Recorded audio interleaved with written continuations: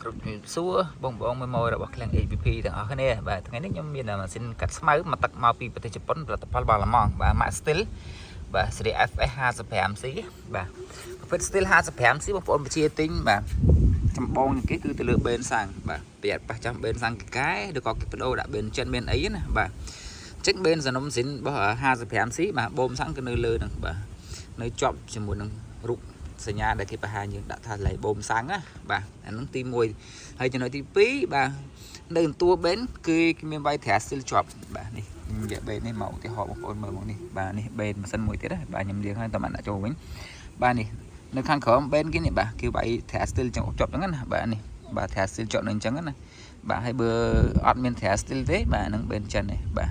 បេនចិនបេន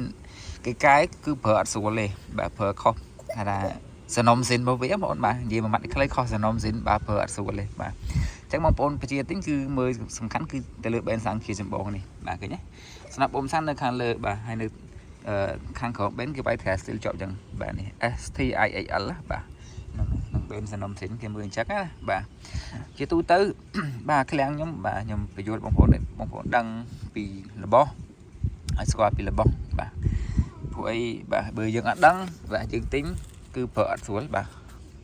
ចាំម៉ាស៊ីនគេកែបេនគេដូរដាក់បេនចិនអីគឺវល់ហ្មងបាទគឺវល់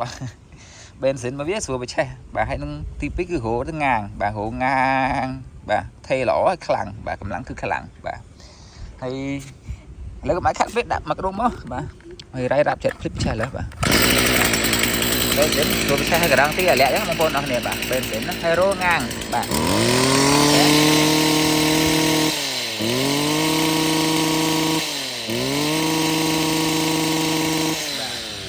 បេនស៊ីនគឺចាំបងបាទក្រាំងទីអាលាក់ហូបានហូងាង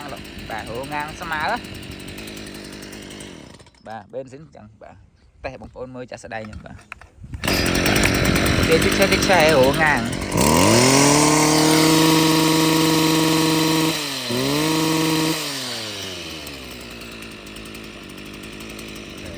អេបងប្អូនបានមកគ្រឿងនេះ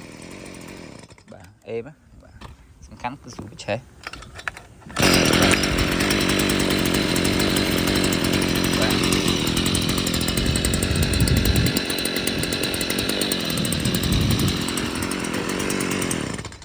បាទអញ្ចឹងសម្រាប់បងប្អូនបាទចង់បានអេវ៉ាន់សនំស៊ីនបាទគ្រឿងក្រៅស៊ីនបាទហើយអេវ៉ាន់សុទ្ធតែប្រភេទមេស្អាត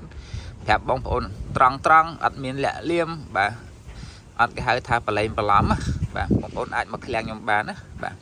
ហើយទីតាំងឃ្លាំងនៅភ្នំពេញទេបងប្អូនបាទទីតាំងឃ្លាំងនៅភ្នំពេញបាទនៅគីឡូម៉ែត្រលេខ7បាទខណ្ឌអាស័យកៅនៅខាងក្រោយផ្សារច្រាំងចំរេះបាទមកលេខ22គីឡូម៉ែត្រណា